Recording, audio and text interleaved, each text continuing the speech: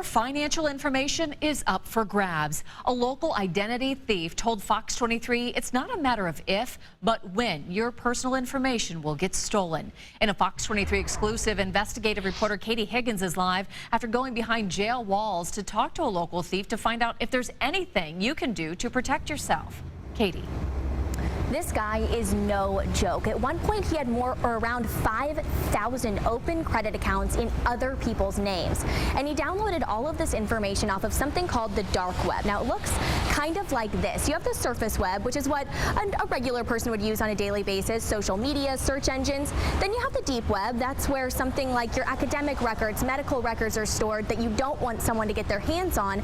But then you have the dark web. It's like the secret underbelly of the internet where illegal activity is taking place. Protect your personal info. St. Pellet has heard all the tips before. Everything is password protected, and we shred a lot of paper. Same with Christy Standing Bear. I check my bank accounts regularly. But I found there is so much more to it. This is William Jones. If you passed him on the street, you probably wouldn't think twice. Everybody calls me credit card Will.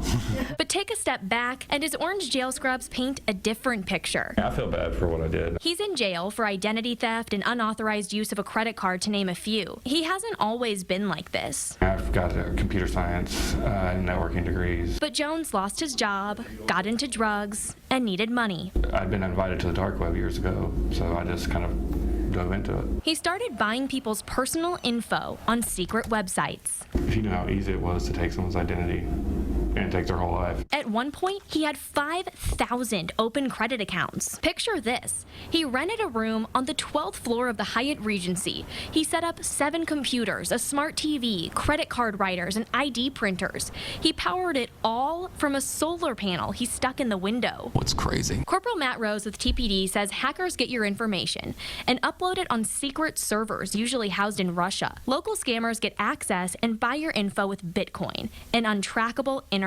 currency. Because it's all out there. I mean, how many Target Red cards are there, or Walmart cards out there, are all stored on databases that these hackers continuously try to hack into until they're successful. Here's the scary part. Is it not a matter of if my identity gets stolen, but when it gets stolen? It's out there, and it's out there for cheap. Jones says one site alone carried more than 1 million U.S. credit cards. But he could buy a lot more than that.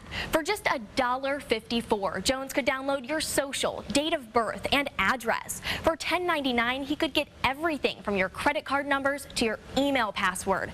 Jones says he spent $1,000 getting personal info, but he spent $750,000 with it in just 2.5 years. If that doesn't have you checking your accounts, listen to this. If you're looking for identities, you can buy someone's identity. You can search by zip code all the way down to Tulsa. Jones even found people he knows. The guy I went to school with. Get this, he helped him out. I ended up buying his identity just so that no one else would do it. Usually when you buy someone's info, it's taken off the market so no one else can use it. But if you're not lucky enough to know your scammer, Jones says you have one option to keep it out of hands like his. The only thing you can do is purchase it. The only thing I can do if my info is out there is purchase it and hope to God that nobody else does. Right. Whoa, right? But if that's not in your skill level, you can protect yourself. Jones recommends using a credit monitoring app. That way, when something happens, you'll know quickly. And we've heard this before, but Jones says it helps. Change your password. Change it frequently. Like how frequently? I mean, I change mine usually once a week or so. It will better protect you and the ones you love.